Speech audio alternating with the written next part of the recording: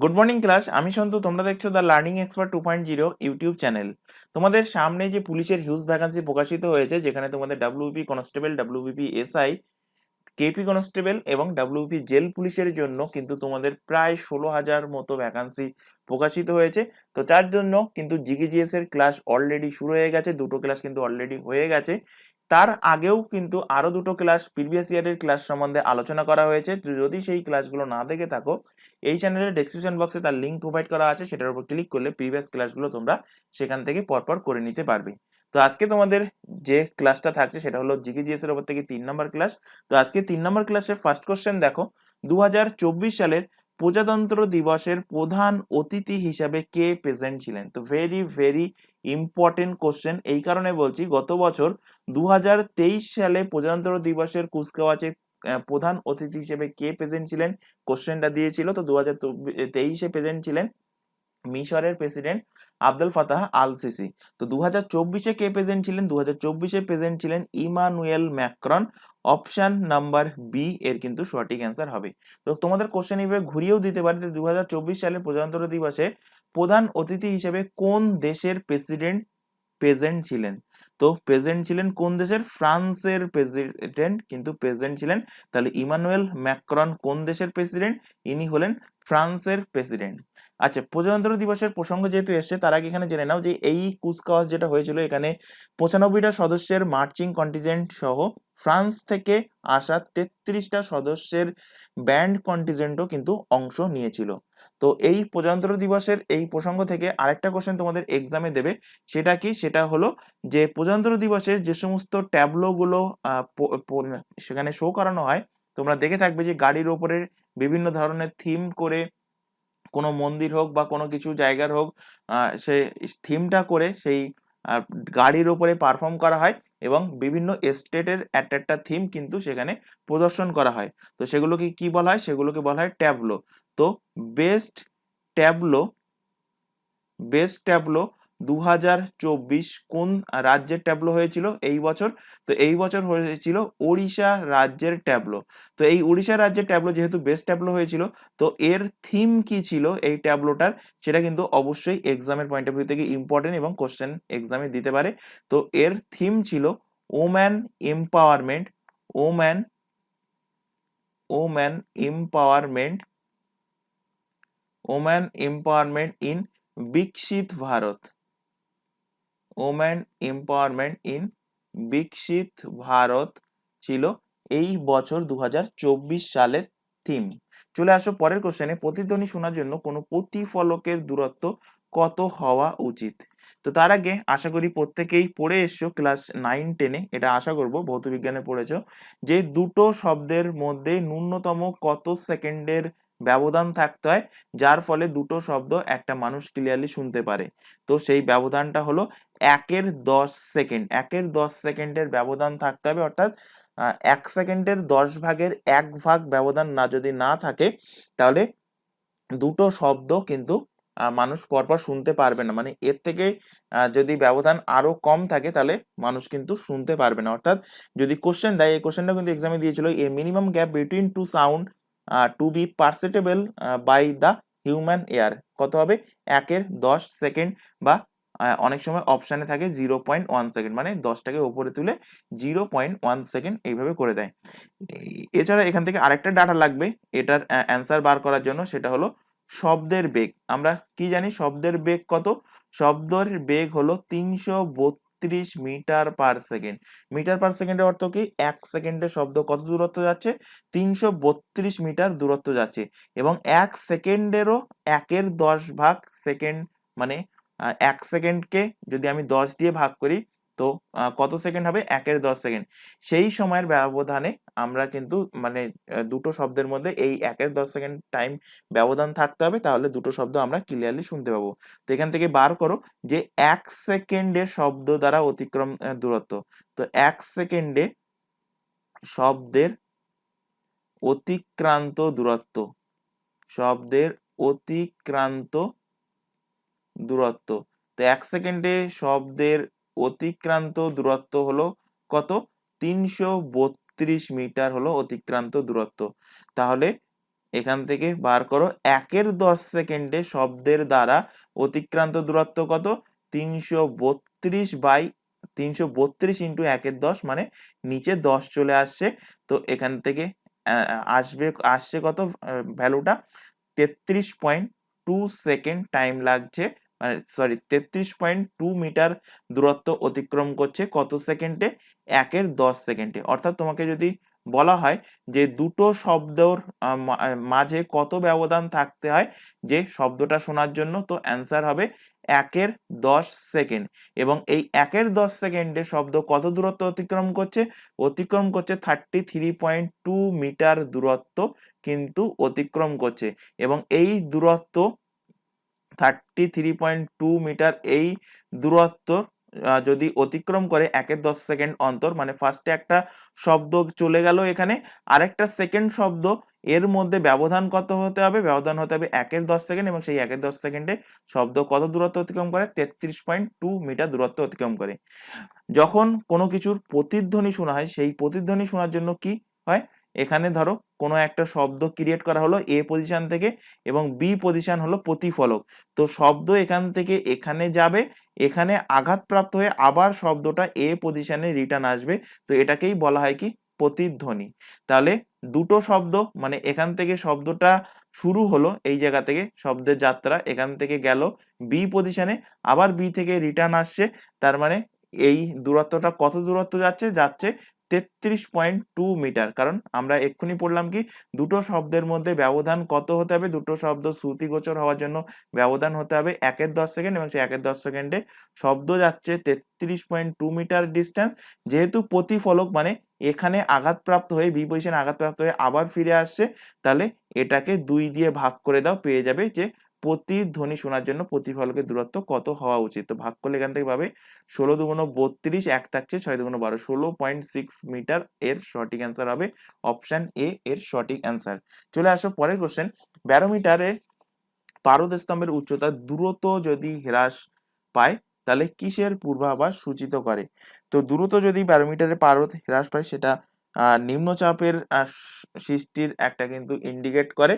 অর্থাৎ নিম্নচাপ সৃষ্টি মানে কি? ঝড়ের পূর্বাভাস দেয়। দেখো এখানে কোথায় আছে?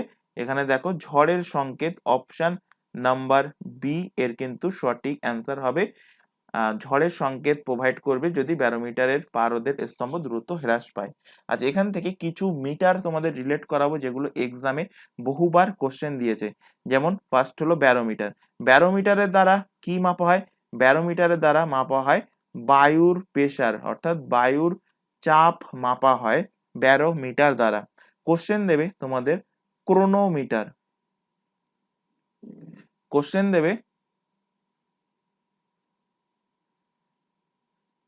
ক্রোনোমিটার দ্বারা কি মাপা হয়? তো ক্রোনোমিটার দ্বারা মাপা হয় সঠিক সময়, অর্থাৎ accurate time. Accurate accurate time মাপা হয় কোন মিটার দ্বারা? ক্রোনোমিটার দ্বারা। কোশ্চেন দেবে যে অ্যানিমোমিটার দ্বারা কি মাপা হয়?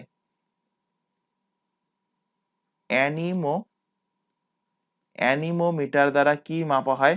তো অ্যানিমোমিটার দ্বারা মাপা হয় বায়ুর গতিবেগ। বায়ুর বায়ুর গতিবেগ মাপা হয় কোন মিটার দ্বারা? অ্যানিমোমিটার দ্বারা। কোশ্চেন দেবে তোমাদের যে ওডোমিটার আর একটা স্পিডোমিটার, এই দুটো ম্যাক্সিমাম ক্যান্ডিডেট গুলিয়ে ফেলে। তো ওডোমিটার কি আর স্পিডোমিটার কি? ওডোমিটার আর একটা হলো কি স্পিডোমিটার।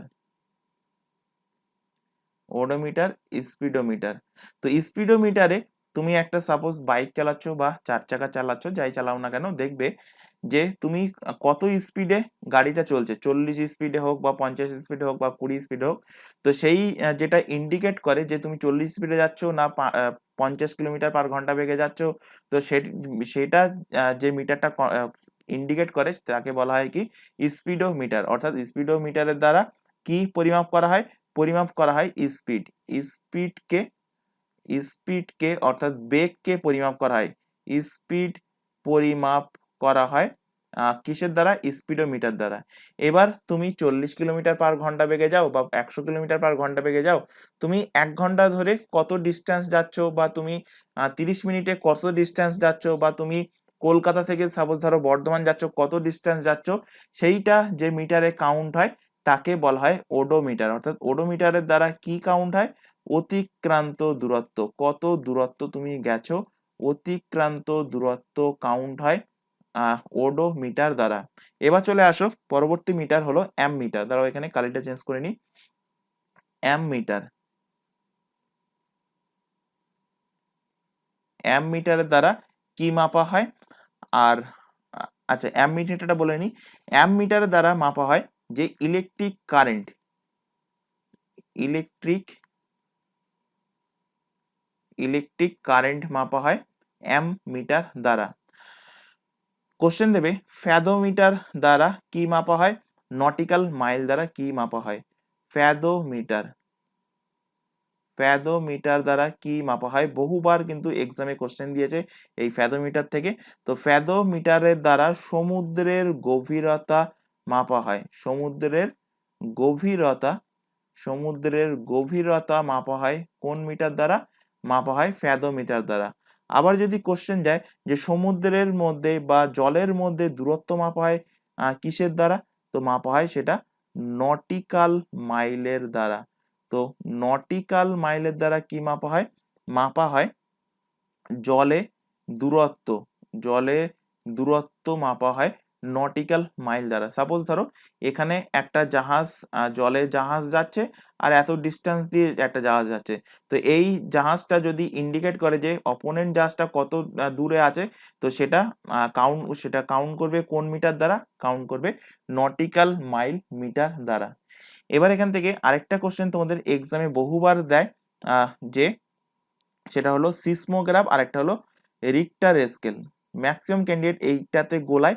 সিসমোগ্রাফ দ্বারা কি মাপা হয় আর রিক্টার স্কেলে কি মাপা হয়? দুটোই কিন্তু ভূমিকম্প রিলেটেড। রিক্টার স্কেলে কি মাপা হয় আর সিসমোগ্রাফে, সিসমোগ্রাফে ভূমিকম্প মাপতে ব্যবহৃত হয়। অর্থাৎ ভূমিকম্প কোথায় হবে কি না হবে সেটা মাপতে ব্যবহৃত হয় কি? ভূমিকম্প মাপতে ব্যবহৃত হয় সিসমোগ্রাফ। আর ভূমিকম্পের তীব্রতা কত ছিল? ভূমিকম্পের তীব্রতা কতটা ছিল? যে 7.1 কি 8.1, কতটা ক্ষয়ক্ষতি করেছে সেই জায়গাটায়, মানে তার রিক্টার স্কেলের দ্বারা মাপা হয় তার তীব্রতা, মানে তার ক্ষমতা কত সেটা মাপা হয় রিক্টার স্কেলের দ্বারা। এছাড়া আরেকটা মিটার এখান থেকে রিলেট করো, সেটা হলো আর্দ্রতা মাপার যন্ত্র, তার নাম হলো হাইগ্রোমিটার। হাইগ্রো হাইগ্রোমিটার, হাইগ্রোমিটারের দ্বারা কি মাপা হয়? হিউমিডিটি, অর্থাৎ আর্দ্রতা মাপা হয়। তোমরা এখন গরম পড়েছে, এখন যদি তোমরা মোবাইলে চেক করো যে 2 days ওয়েদার, তখন সেখানে দেখবে যে ওয়েদারের টেম্পারেচার দেখাচ্ছে, আর পাশে দেখবে ছোট করে হিউমিডিটি দেখায়, অর্থাৎ আর্দ্রতা। সেই আর্দ্রতাটা মাপা হয় কোন মিটার দ্বারা? মাপা হয় হাইগ্রোমিটার দ্বারা। চলে আসো পরবর্তী কোশ্চেন। আচ্ছা, এখানে পরের কোশ্চেন দেখো যে এন এ, এই যে এখানে সংকেতটা আছে এন এর দ্বারা কি প্রকাশ করা হয়? তো এন এর দ্বারা প্রকাশ করা হয় অ্যাভোগাড্রো সংখ্যা। অপশন সি এর সঠিক অ্যান্সার। যদি কোশ্চেন দেয় যে অ্যাভোগাড্রো সংখ্যার মান কত, তো আমরা ছোটবেলায় পড়ে এসেছি কি এন এ এর মান হলো 6.023 ইন্টু 10⁻23 হলো অ্যাভোগাড্রো সংখ্যার মান। চলে আসো পরের কোশ্চেন। জলের স্থায়ী ক্ষরতার জন্য দায়ী কোনটা? ক্যালসিয়াম, হাইড্রোজেন, অক্সিজেন না নাইট্রোজেন? তো জলের স্থায়ী ক্ষরতার জন্য দায়ী হলো ক্যালসিয়াম। অপশন নাম্বার এ এর কিন্তু সঠিক অ্যান্সার হবে। চলে আসো পরের কোশ্চেনে।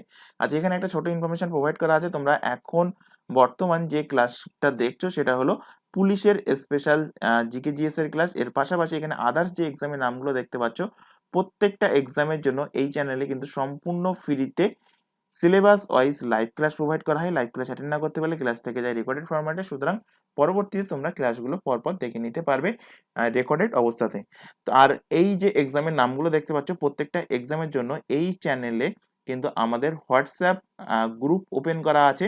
তো প্রত্যেকটা এক্সামের জন্য আলাদা আলাদা হোয়াটসঅ্যাপ গ্রুপ আছে। এই হোয়াটসঅ্যাপ গ্রুপে যুক্ত হওয়ার জন্য তোমাদের নিচে যে হোয়াটসঅ্যাপ নাম্বারটা তোমাদের সামনে ডিসপ্লে হচ্ছে, এই নাম্বারে আমাদেরকে ইনফর্ম করতে হবে, তাহলে কিন্তু তোমাদেরকে নির্দিষ্ট হোয়াটসঅ্যাপ ব্যাচে যুক্ত করে নেওয়া হবে। হোয়াটসঅ্যাপ ব্যাচে যুক্ত হওয়ার একটাই বেনিফিট, কখন কোন তোমাদের ক্লাসটা থাকছে বা ক্লাসের লিঙ্কগুলো প্রোভাইড করা বা এক্সাম ওরিয়েন্টেড কোনো গুরুত্বপূর্ণ ইনফরমেশন থাকলে সেগুলোকে প্রোভাইড করা, সবকিছু কিন্তু হোয়াটসঅ্যাপ গ্রুপেই প্রোভাইড করা হয়।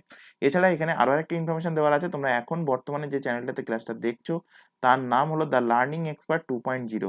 এই চ্যানেলেই প্রত্যেকটা এক্সামের জন্য তোমরা জিকে জিএস এর ক্লাস পেয়ে যাবে, কারেন্ট অ্যাফেয়ার্স এর ক্লাস পাবে, রিজনিং এর ক্লাস পাবে অ্যান্ড ইংলিশের ক্লাস পেয়ে যাবে সম্পূর্ণ ফ্রিতে এই চ্যানেল থেকে। এবং এর পাশাপাশি ম্যাথের ক্লাসটা করার জন্য আমাদের এই আরেকটা চ্যানেল, নতুন চ্যানেল ওপেন করা হয়েছে। চ্যানেলের নাম হলো ম্যাথস বাই সন্তু স্যার, একদমই কিন্তু নতুন চ্যানেল। চ্যানেলের লোগোটা ভালোভাবে দেখে নাও এবং এই চ্যানেলের লিঙ্ক এই চ্যানেলের ডেসক্রিপশন বক্সে, অর্থাৎ এখন যে চ্যানেলের ক্লাসটা দেখছো তার ডেসক্রিপশন বক্সে প্রোভাইড করা আছে এই ম্যাথ চ্যানেলের লিঙ্ক। সেটার উপরে ক্লিক করে চ্যানেলটাকে সাবস্ক্রাইব করে নাও এবং রেগুলার বেসিসে এই চ্যানেলটা থেকেও কিন্তু ক্লাসগুলো করতে থাকো। আর তোমাদের সামনে যে সমস্ত এক্সামের জন্য তোমরা প্রিপারেশন নিতে চাও, তোমরা হোয়াটসঅ্যাপ গ্রুপে আমাদেরকে জানাতে পারো, তাহলে তোমাদেরকে নির্দিষ্ট ব্যাচে যুক্ত করিয়ে নিয়ে সেখানে কিন্তু তোমাদেরকে গাইড করানো হবে। চলে আসো পরের কোশ্চেন, রক্তের কোন ফ্যাটকে ভালো ফ্যাট বলা হয়? এলডিএল, এইচডিএল না ট্রাইগ্লিসারাইড না এবি উভয়? তো রক্তের ভালো ফ্যাট বলা হয় কাকে? ভালো ফ্যাট বলা হয় এইচডিএল কে। এইচডিএল এর ফুল ফর্ম কি? এইচডিএল এর ফুল ফর্ম হলো H for high, D for density, high density, আর L for lipoprotein, high density lipoproteins. একে বলা হয় কি? একে বলা হয় ভালো ফ্যাট। আর খারাপ ফ্যাট বলা হয় কাকে? খারাপ ফ্যাট বলা হয় এলডিএল কে। কি বলা হয়? বলা হয় এলডিএল কে বলা হয় খারাপ ফ্যাট বলা হয়। এলডিএল এর ফুল ফর্ম কি? এলডিএল এর ফুল ফর্ম হলো লো, ডি ফর ডেনসিটি, আর এল ফর হলো লাইপোপ্রোটিনস। মানে এইচ মানে হাই ডেনসিটি লাইপোপ্রোটিনস আর এল মানে লো ডেনসিটি লাইপোপ্রোটিনস। চলে আসো পরের কোশ্চেন, নবজাতকের প্রতি 100 ml রক্তে হিমোগ্লোবিনের পরিমাণ কত থাকে? তো নবজাতকের প্রতি 100 ml রক্তে হিমোগ্লোবিনের পরিমাণ থাকে 14 থেকে 24 গ্রামের মধ্যে থাকে। অপশন নাম্বার সি এর সঠিক অ্যান্সার হবে। চলে আসো পরের কোশ্চেন, বৃক্কের গঠনগত কার্যগত একক কি? ভেরি ভেরি ইম্পর্টেন্ট কোশ্চেন এবং বহুবার রিপিটেড কোশ্চেন। তো বৃক্কের গঠনগত কার্যগত একক প্রত্যেকেই জানো, অ্যান্সার হবে নেফ্রন। অপশন বি এর সঠিক অ্যান্সার হবে। এই নেফ্রন কি কি দ্বারা গঠিত? ম্যালফিজিয়ান নালিকা আর বৃক্কীয় নালিকা দ্বারা গঠিত, যেটা বৃক্কের গঠন এবং কার্যগত একক। আর মানবদেহের, এখান থেকে একটা এক্সামে কোশ্চেন দিয়েছিল যে মানবদেহের প্রত্যেকটা যে কিডনি আছে, প্রত্যেকটা যে বৃক্ক আছে, সেই বৃক্কে নেফ্রনের সংখ্যা কটা থাকে? তো নেফ্রনের সংখ্যা থাকে 10 লক্ষ বা 10 লক্ষের বেশি কিন্তু নেফ্রনের সংখ্যা থাকে প্রত্যেকটা কিডনিতে। চলে আসো পরের কোশ্চেন, কোন ভারতীয় গণ আন্দোলন মহাত্মা গান্ধী ডান্ডি অভিযান দিয়ে শুরু করেছিলেন? খিলাফত, অসহযোগ, আইন অমান্য না ভারত ছাড়ো আন্দোলন? তো মহাত্মা গান্ধী ডান্ডি অভিযান দিয়ে শুরু করেছিলেন যে আন্দোলনটা, সেটা হলো আইন অমান্য আন্দোলন। অপশন নাম্বার সি এর সঠিক অ্যান্সার হবে। তো 1930 সালে কংগ্রেসের যে কার্যনির্বাহী সমিতি ছিল, কোথায় ছিল? সবরমতী আশ্রম। কোথায় ছিল? সবরমতী আশ্রম। তো 1930 সালে সবরমতী আশ্রমে গান্ধীজির নেতৃত্বে আইন অমান্য আন্দোলনের সিদ্ধান্ত গ্রহণ করা হয় এবং এই সময় গান্ধীজি 78 জনকে নিয়ে, কতজন? 78 জনকে নিয়ে গুজরাটের সবরমতী আশ্রম থেকে তিনি 12 মার্চ 1930-এ ডান্ডি নামক জায়গার উদ্দেশ্যে, ডান্ডি স্থানের উদ্দেশ্যে, ডান্ডিটা কোথায়, কোন স্টেটের মধ্যে পড়ে? গুজরাটের মধ্যেই পড়ে। এবং সবরমতী আশ্রমটাও কার মধ্যে পড়ে? এটাও কিন্তু গুজরাটের মধ্যে পড়ে। তো গুজরাটের সবরমতী আশ্রম থেকে গুজরাটের ডান্ডি নামক স্থানের দিকে তিনি রওনা দেন এবং 12 মার্চ কতজনকে নিয়ে? 78 জনকে নিয়ে। এক্সাক্ট ভ্যালু মাথায় রাখবে, কারণ এক্সামে কোশ্চেন দিয়েছিল যে কতজন কে নিয়ে গান্ধীজি লবণ সত্যাগ্রহের জন্য গিয়েছিল বা ডান্ডি অভিযানের জন্য গিয়েছিল। তো অ্যান্সার হবে 78 জনকে নিয়ে। এবং পৌঁছান কবে এই ডান্ডি নামক স্থানে? ডান্ডি নামক স্থানে পৌঁছান এর পরের মাস 6 এপ্রিল। 6th অ্যাকচুয়ালি পৌঁছেছিলেন তিনি 5th এপ্রিল, কিন্তু সন্ধ্যা হয়ে গিয়েছিল। তো পরের দিন 6 এপ্রিল এই ডান্ডি নামক স্থানে পৌঁছে তিনি লবণ তৈরি করেন এবং লবণ তৈরি করে লবণ যে আইনটা ছিল সেই লবণ আইনটাকে ভঙ্গ করেন, যেটা লবণ সত্যাগ্রহ নামে পরিচিত। তো কোশ্চেন দেয় যে লবণ সত্যাগ্রহ কবে হয়েছিল? লবণ সত্যাগ্রহ হয়েছিল 1930 সালে।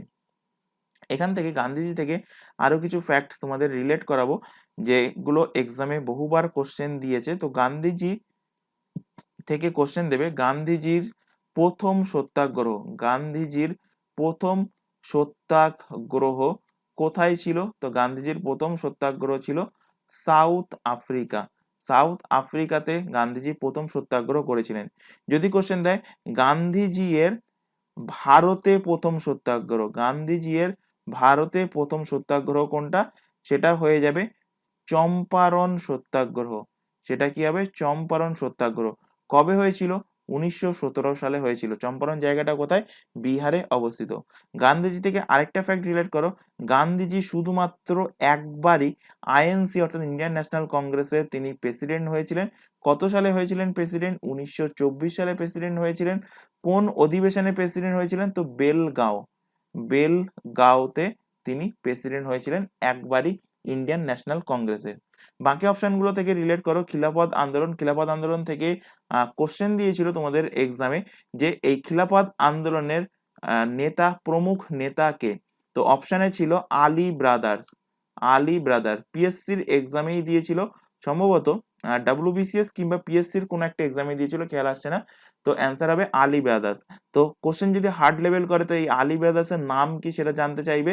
তো আলী ব্রাদার্স বলতে দুজন ভাই ছিল, একজনের নাম হলো শওকাত আলী, একজনের নাম হলো শওকাত শওকাত আলী, আর একজনের নাম হলো মোহাম্মদ আলী। শওকাত আলী আর একজন হলো মোহাম্মদ আলী। তো এই দুজন আলী ভাই মিলে আলী ব্রাদার্স খিলাফত আন্দোলনের সূচনা করেছিলেন। কবে সূচনা হয়েছিল খিলাফত আন্দোলন? 1919 সালে খিলাফত আন্দোলনের সূচনা হয়। অসহযোগ আন্দোলন, এটাও কিন্তু 1919 সালে, কিন্তু অসহযোগ আন্দোলনের এক্সাক্ট ডেট মনে রাখতে হবে। 1 আগস্ট 1919 সালে অসহযোগ আন্দোলন শুরু হয়।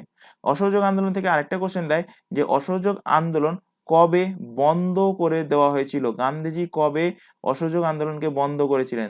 তো গান্ধীজি বন্ধ করেছিলেন কোন ঘটনার জন্য অসহযোগ আন্দোলনকে বন্ধ করেছিলেন? এটাও কিন্তু কোশ্চেন দিয়েছে। তো মাথায় রাখবে চৌরি চৌরা, চৌরি চৌরা ঘটনার জন্য গান্ধীজি অসহযোগ আন্দোলনকে বন্ধ করেন। কবে বন্ধ করে দেন? বন্ধ করেন চৌরি চৌরা ঘটনা যেদিন হয়েছিল তার ঠিক পরের দিন, অর্থাৎ 4 ফেব্রুয়ারি 1922 সালে চৌরি চৌরা ঘটনা হয়। এর পরের দিন গান্ধীজি কিন্তু এই অসহযোগ আন্দোলনটাকে স্টপ করে দিয়েছিলেন। ভারত ছাড়ো আন্দোলন এটা কবে শুরু হয়? এরও এক্সাক্ট ডেট মনে রাখবে। 8 আগস্ট 1942 সালে ভারত ছাড়ো আন্দোলন অর্থাৎ কুইট ইন্ডিয়া মুভমেন্ট চালু হয়। এবং এই কুইট ইন্ডিয়া মুভমেন্টে এখান থেকে আরেকটা কোশ্চেন দেয় যে গান্ধীজি ডু অর ডাই, কারেঙ্গে ইয়া মরেঙ্গে, বা করো অথবা মরো, যাই দিক না কেন এক্সামে একই অর্থ। তো ডু অর ডাই এই স্লোগানটা কোন আন্দোলনে দিয়েছিল? তো মাথায় রাখবে ভারত ছাড়ো আন্দোলনে কে দিয়েছিল এই এই স্লোগানটা? স্লোগানটা দিয়েছিলেন গান্ধীজি। তো ডু অর ডাই স্লোগানটা দেন কে? গান্ধীজি দেন। কোন আন্দোলনের সময় দিয়েছিলেন? ভারত ছাড়ো আন্দোলনের সময় দিয়েছিলেন। চলে আসো পরের কোশ্চেন, কাকোরি ষড়যন্ত্র মামলা। আচ্ছা এখানে একটা কথা বলে রাখি, এই যে এক্সট্রা ফ্যাক্ট গুলো এখানে তোমাদের লেখানো হচ্ছে এগুলো কিন্তু অবশ্যই খাতায় নোট ডাউন করবে, কারণ এগুলো পিডিএফ এ তোমরা ডাউনলোড করতে পারবে না। শুধুমাত্র প্রিন্টেড কোশ্চেন অ্যান্সার যেগুলো আছে সেগুলো পিডিএফ আকারে ডাউনলোড করতে পারবে। কিভাবে ডাউনলোড করবে? নিচে দেখো টেলিগ্রাম লিঙ্কটা দেখতে পাচ্ছ তোমরা অন স্ক্রিনে @the_learning_expert_sd, অথবা এই চ্যানেলের ডেসক্রিপশন বক্সটা ফলো করো, তার মধ্যে কিন্তু লিঙ্ক প্রোভাইড করা আছে। সেটার উপর ক্লিক করলে সর্বপ্রথম তোমরা টেলিগ্রাম গ্রুপে জয়েন হতে পারবে এবং সেখান থেকে প্রত্যেকটা ক্লাসের যে ক্লাসগুলো অলরেডি হয়ে গেছে চলছে বা চলবে, প্রত্যেকটা ক্লাসের পিডিএফ তোমরা ডাউনলোড করে নিতে পারবে। পরের কোশ্চেনে আসো, মোস্ট ইম্পর্টেন্ট কোশ্চেন, কাকোরি ষড়যন্ত্র মামলা কবে শুরু হয়েছিল? তো কাকোরি মানে কবে হয়েছিল এই মামলাটা? তো কাকোরি ষড়যন্ত্র মামলা হয়েছিল 1925 সালে। কেন হয়েছিল তার ব্যাকগ্রাউন্ডটা একটুখানি বুঝে নাও, গল্পটা শুনলে মনে থাকবে। তো 9th আগস্ট 9th আগস্ট 1925 সাল 1925 সালে উত্তরপ্রদেশের কাকোরি জায়গাটা কোথায়? উত্তরপ্রদেশ, ইউপি এর কাকোরি নামক একটা জায়গা।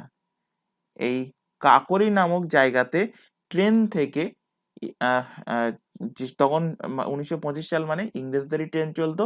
তো ইংরেজদের ট্রেন থেকে ভারতীয়রা অস্ত্র, টাকা পয়সা লুট করে নিয়েছিল এই কাকোরি নামক, উত্তরপ্রদেশের কাকোরি নামক জায়গা থেকে, যেটা কাকোরি ষড়যন্ত্র মামলা নামে পরিচিত। তো এই ডাকাতি করার সাথে যুক্ত ছিল কারা কারা? কোশ্চেন দেয় যে কাকোরি মামলার সাথে যুক্ত নন কে? তো এর সাথে যুক্ত ছিল কারা কারা তার নাম আগে মনে রাখো। এর সাথে যুক্ত ছিল রামপ্রসাদ বিসমিল। রামপ্রসাদ রামপ্রসাদ বিসমিল ছিলেন এর সাথে। আশফাক উল্লাহ আশফাক উল্লাহ খান এর সাথে ছিলেন। চন্দ্রশেখর আজাদ চন্দ্রশেখর চন্দ্রশেখর আজাদ চন্দ্রশেখর আজাদ। তো রামপ্রসাদ বিসমিল, আশফাকুল্লাহ খান, চন্দ্রশেখর আজাদ এরা কিন্তু এই ডাকাতির সাথে যুক্ত ছিল। অর্থাৎ এই কাকোরি ষড়যন্ত্র মামলা মানে ট্রেন থেকে যে অস্ত্র বা টাকা পয়সা লুট করেছিল তার সাথে যারা যুক্ত ছিল। পরবর্তীতে ইংরেজরা কিন্তু এদেরকে গ্রেপ্তার করে, রামপ্রসাদ বিসমিলকে গ্রেপ্তার করে, আশফাকুল্লাহ খানকে গ্রেপ্তার করে এদেরকে ফাঁসি দিয়ে দেয়। কিন্তু একমাত্র এই চন্দ্রশেখর আজাদকে গ্রেপ্তার করতে পারেনি, অর্থাৎ তিনি তার গ্রেপ্তারিটাকে এড়াতে সক্ষম হয়েছিলেন। তো কোশ্চেন এখান থেকে দিয়েছিল এদের মধ্যে কাকে কাকোরি ষড়যন্ত্র মামলার জন্য গ্রেপ্তার হননি? তো অ্যান্সার কি হবে? অ্যান্সার হবে চন্দ্রশেখর আজাদ। চলে আসো পরের কোশ্চেনে, স্বরাজ্য দলের প্রতিষ্ঠাতা সভাপতি কে? কোশ্চেন ভালোভাবে পড়বে, ম্যাক্সিমাম ক্যান্ডিডেট পড়বে যে স্বরাজ্য দলের প্রতিষ্ঠাতা কে জানতে চাইছে। এখানে দেখবে যে মতিলাল নেহেরু আছে, চিত্তরঞ্জন দাস আছে, আর এই অপশানে থাকবে কি? Option A and B. মেরে আসবে অপশান নাম্বার ডি, অ্যান্সার হয়ে যাবে ভুল। কোশ্চেনটা খেয়াল করো, এখানে বলেছে যেগুলো এক্সামে হয় সেই জিনিসগুলো কিন্তু আমি বলে দিই ক্লাসের মাঝে মাঝে, তো এইগুলো কিন্তু অবশ্যই মাথায় রাখবে। তো এখানে দেখো, এখানে বলেছে যে স্বরাজ্য দলের প্রতিষ্ঠাতা সভাপতিকে। তো স্বরাজ্য দল যখন প্রতিষ্ঠাতা হয়েছিল, সেই প্রতিষ্ঠা হওয়ার পর ফার্স্ট সভাপতি হয়েছিলেন কে? সভাপতি হয়েছিলেন Chittaranjan Das, CR Das. Option B এর সঠিক অ্যান্সার হবে। যদি কোশ্চেন দেয় যে স্বরাজ্য দলের ফাউন্ডার কে, স্বরাজ্য দল কে প্রতিষ্ঠা করেন? স্বরাজ্য দলের স্বরাজ্য দলের ফাউন্ডার, তো স্বরাজ্য দল প্রতিষ্ঠা করেন দুজন মিলে। একজন হলেন সি আর দাস, চিত্তরঞ্জন দাস, আরেকজন হলেন মতিলাল নেহেরু। এম নেহেরু লিখলাম, তোমরা ফুল নাম লিখে রাখবে। কবে প্রতিষ্ঠা করেছিলেন এই স্বরাজ্য দল? তো একটুখানি আগেই বললাম যে চৌরি চৌরা ঘটানোর জন্য গান্ধীজি অসহযোগ আন্দোলনটাকে স্থগিত করে দিয়েছিলেন। তো এই আন্দোলন স্থগিত করার জন্য যারা দেশপ্রেমী ছিল, যেমন চিত্তরঞ্জন দাস, মতিলাল নেহেরু, এরা কিন্তু গান্ধীজির এই কাজের জন্য এনারা ক্ষুব্ধ হয়ে গিয়েছিলেন এবং সেই পার্সপেক্টিভে তারা স্বরাজ্য দল গঠন করেছিলেন। কবে গঠন করেছিলেন? 1923 সালে স্বরাজ্য দলের গঠন হয়, যার ফার্স্ট সভাপতি প্রেসিডেন্ট ছিল চিত্তরঞ্জন দাস। পরের কোশ্চেনে চলে আসো, মিল দেখাও। অর্থাৎ এখানে এই ক আর খ এর মধ্যে মিল আছে কোন অপশনটা? তো এখানে দেখো কবির, কবির কে? কবির হলো তাঁতি, তো এখানে এ লিখলাম। নামদেব, নামদেব একজন দর্জি ছিলেন, এখানে সি। রবিদাস একজন কিন্তু মুচি ছিলেন, তো এখানে বি।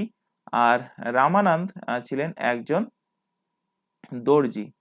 তাহলে দেখো একের সাথে এ, দুইয়ের সাথে সি, তিনের সাথে দেখো বি, আর চারের সাথে সি। তো অপশন এ এর সঠিক অ্যান্সার। চলে আসো পরের কোশ্চেন, হিন্দু কলেজ কবে প্রতিষ্ঠিত হয়েছিল? তো হিন্দু কলেজ প্রতিষ্ঠিত হয়েছিল কবে? প্রতিষ্ঠিত হয়েছিল 1817 সালে। অপশন এ এর সঠিক অ্যান্সার হবে। হিন্দু কলেজ কোথায় অবস্থিত? তো হিন্দু কলেজ অবস্থিত কলকাতাতে। কলকাতা, ওয়েস্ট বেঙ্গলে হিন্দু কলেজ অবস্থিত। এই হিন্দু কলেজ ডেভিড হেয়ার এবং আলেকজান্ডার ডাফের সহযোগিতায় 1817 সালে কে প্রতিষ্ঠা করেন? রাজা রামমোহন রায়। কে? রাজা রাজা রামমোহন রায়। রাজা রামমোহন রায় 1817 সালে ডেভিড হেয়ার অ্যান্ড আলেকজান্ডার ডাফের সহযোগিতায় কলকাতায় হিন্দু কলেজের প্রতিষ্ঠা করেন। পরবর্তীতে এই হিন্দু কলেজের নাম পরিবর্তন হয়। কবে পরিবর্তন হয়েছিল? 1817 সালে প্রতিষ্ঠা করে, 1855 সালে সেই নামটা পরিবর্তন হয়। পরিবর্তন হয়ে নাম কি হয়ে যায়? নাম হয়ে যায় প্রেসিডেন্সি কলেজ। আশা করি প্রত্যেকে জানো যে প্রেসিডেন্সি কলেজটা কোথায় অবস্থিত। তো প্রেসিডেন্সি কলেজ এর নামকরণ হয়েছিল কবে? 1855 সালে হিন্দু কলেজের নাম পরিবর্তন হয়েছিল প্রেসিডেন্সি কলেজ। চলে আসো পরের কোশ্চেন। কৌলিন্য প্রথা কে চালু করেছিলেন? তো কৌলিন্য প্রথা চালু করেছিলেন বল্লাল সেন। অপশন বি এর সঠিক অ্যান্সার হবে। তো বল্লাল সেন থেকে রিলেট করো, এখান থেকে যদি কোশ্চেন দেয় যে কোশ্চেন দিয়েছিল দান সাগর ও অদ্ভুত সাগর কার লেখা? দান সাগর ও অদ্ভুত সাগর কার লেখা?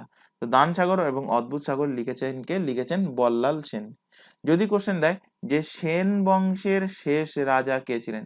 কোশ্চেন দিয়েছে তোমাদের পিএসসির এক্সামে কোশ্চেন দিয়েছে সেন বংশের লাস্ট কিং, শেষ রাজা।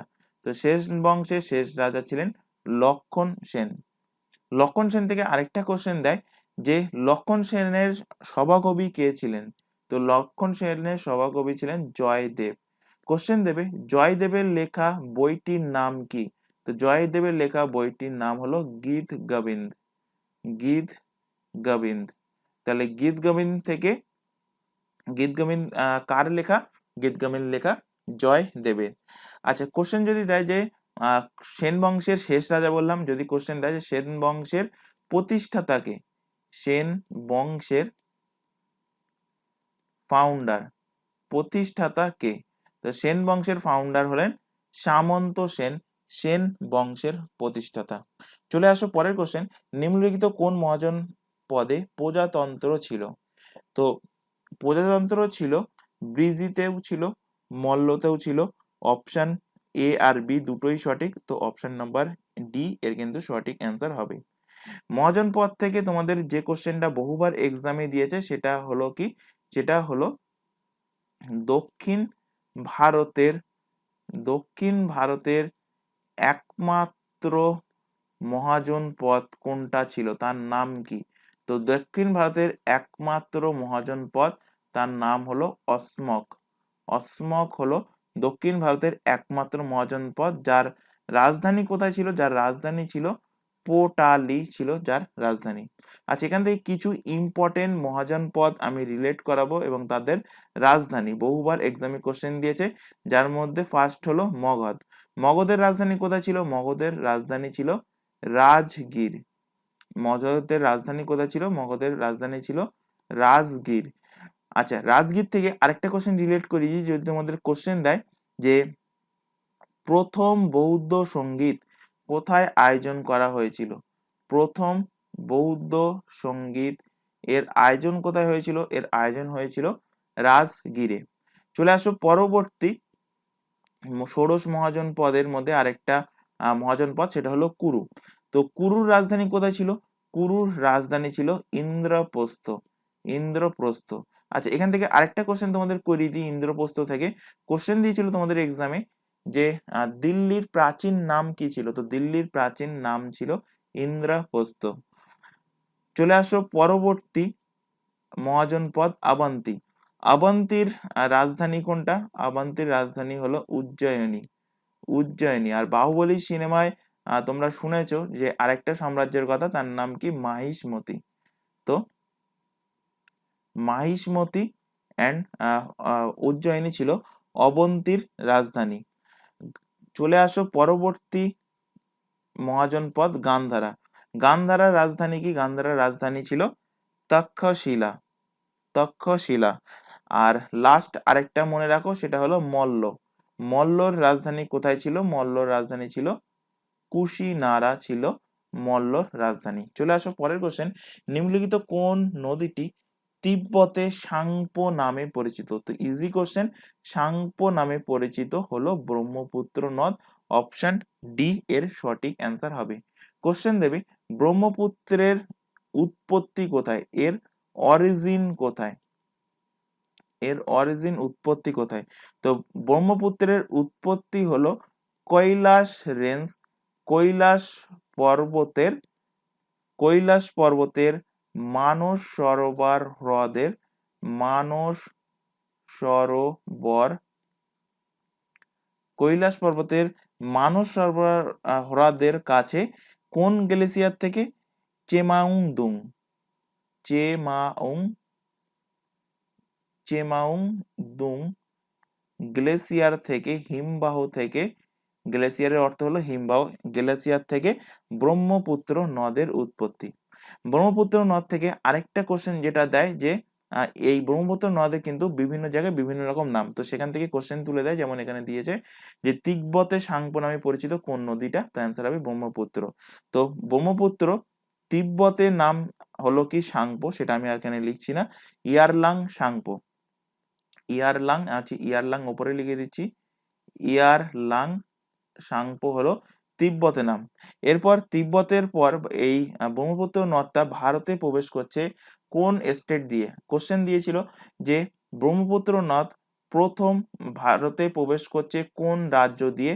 তো সেটা প্রবেশ করছে অরুণাচল প্রদেশ, অরুণাচল প্রদেশ দিয়ে।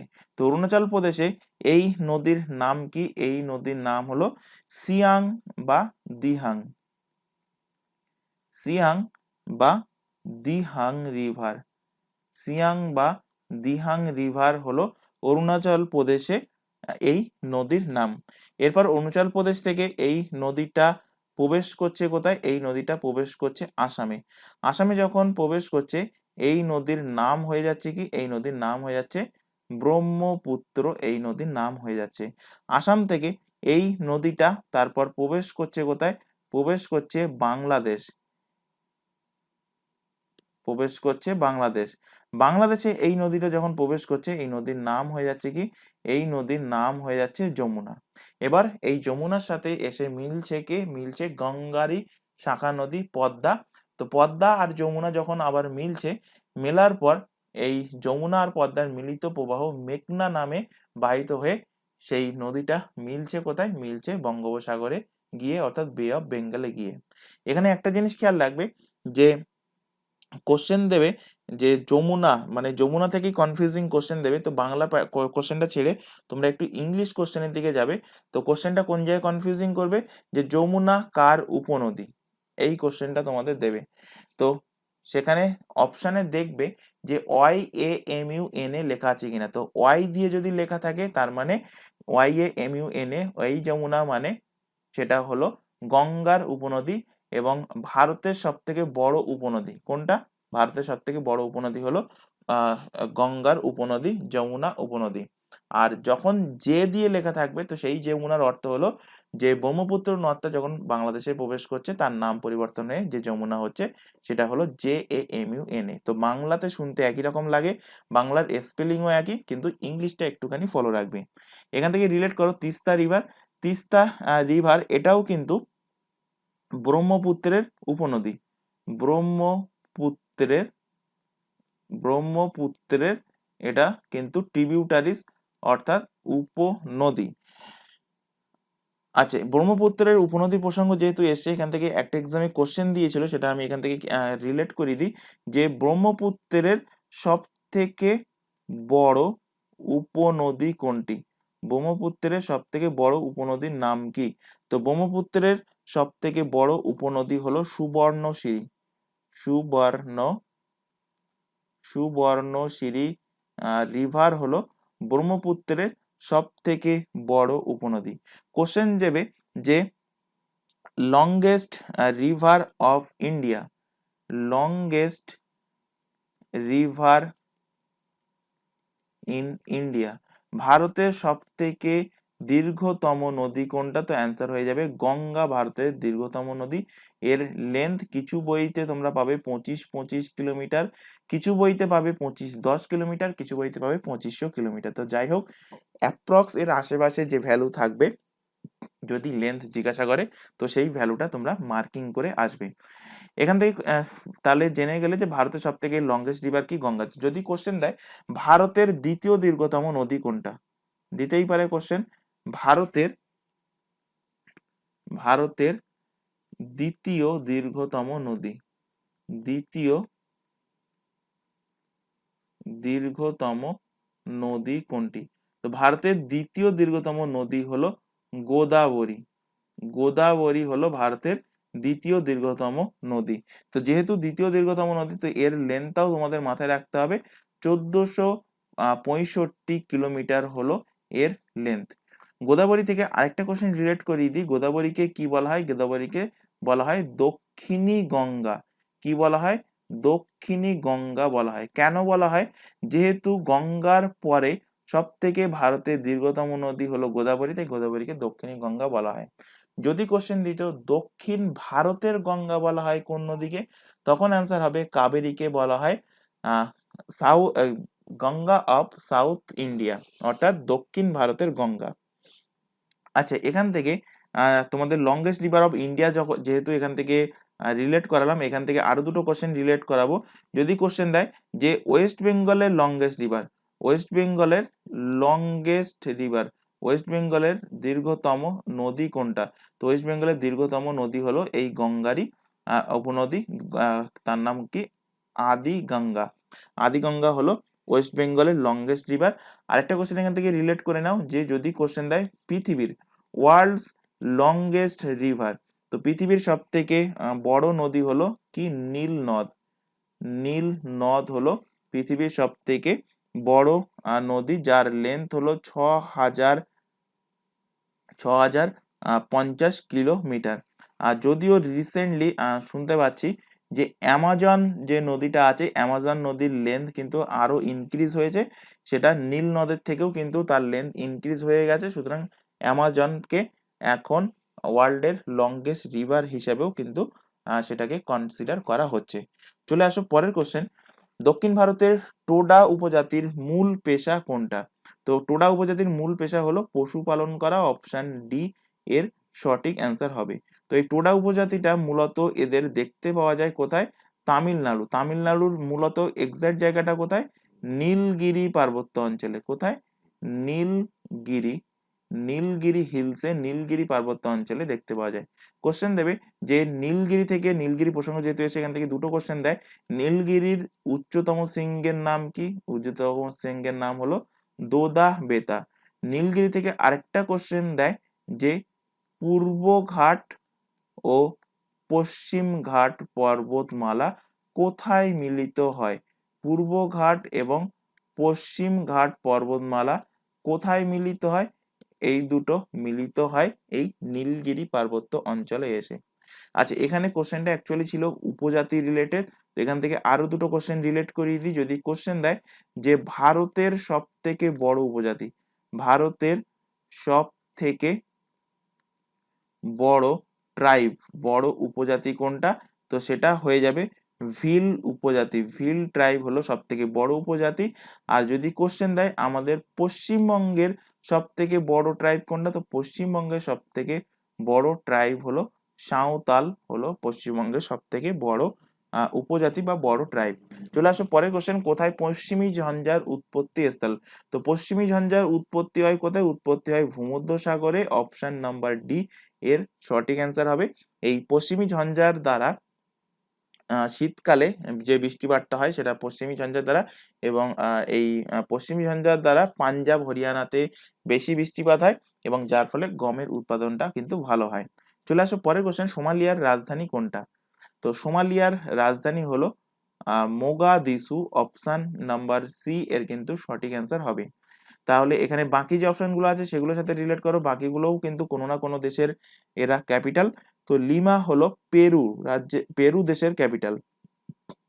নাইরবি হলো কেনিয়া, কেনিয়ার ক্যাপিটাল হলো নাইরবি।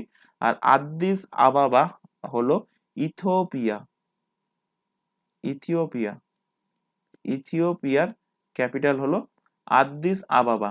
চলে আসো পরের কোশ্চেন, দামোদর এবং আজকের ক্লাসের লাস্ট কোশ্চেন, দামোদর বহুমুখী নদী পরিকল্পনা নিম্নলিখিত কোন প্রকল্প অনুসারে পরিকল্পিত হয়? যারা রেগুলার বেসিসে এই চ্যানেল থেকে ক্লাস করে বহুবার এই কোশ্চেনটা পড়ানো যেমন হয়ে গেছে, বহুবার কিন্তু এক্সামে কোশ্চেনটা দিয়েছে।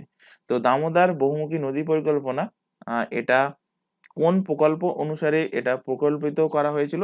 তো এটা মার্কিন যুক্তরাষ্ট্রের টেনেসি ভ্যালি প্রকল্পের অনুকরণে। অপশন নাম্বার সি এর সঠিক অ্যান্সার হবে। কোশ্চেন দেখ যে ভারতের প্রথম river valley project, India's first river valley project, river valley project, তার নাম কি? তার নাম হলো ডিভিসি, দামোদর ভ্যালি কর্পোরেশন। কবে হয়েছিল? যেহেতু ভারতের প্রথম, তো সালটা মাথায় রাখবে, 1948 সালে ভারতের প্রথম যে রিভার ভ্যালি প্রজেক্ট ডিভিসি সেটা সেটার পরিকল্পনা করা হয়েছিল। তো আজকে ক্লাসে এই 20টা কোশ্চেন ছিল, আশা করি প্রত্যেকটা কোশ্চেন ক্লিয়ার হয়েছে। যদি ক্লাসটা ভালো লেগে থাকে তো অবশ্যই ক্লাসটাকে তোমরা লাইক করবে, তোমার বন্ধু বান্ধবের মধ্যে শেয়ার করবে যারা কম্পিটিটিভ এক্সামের জন্য প্রিপারেশন নিচ্ছে, বা পুলিশের এক্সাম হোক বা পিএসসির এক্সাম হোক বা এসএসসির এক্সামের জন্য প্রিপারেশন নিচ্ছে। তো আজকে ক্লাস আমরা এখানে শেষ করছি। যদি ক্লাসে কোনো রকম ডাউট থাকে অবশ্যই কমেন্ট বক্সে কমেন্ট করে জানাবে। তো আজকে ক্লাস এই পর্যন্ত, নেক্সট দেখা হবে পরবর্তী ক্লাস নিয়ে। Thank you.